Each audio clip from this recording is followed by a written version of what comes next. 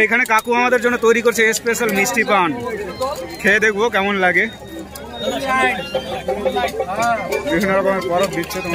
মিষ্টি খাওয়াবি তোরা না?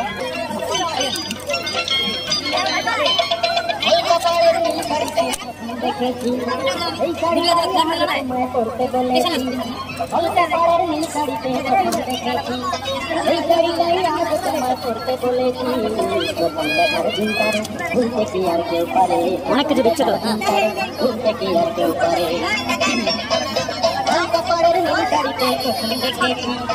এই শাড়িটাই আজ তোমায় করতে বলেছি।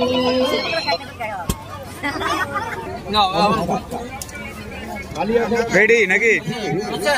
আমরা আপনাদের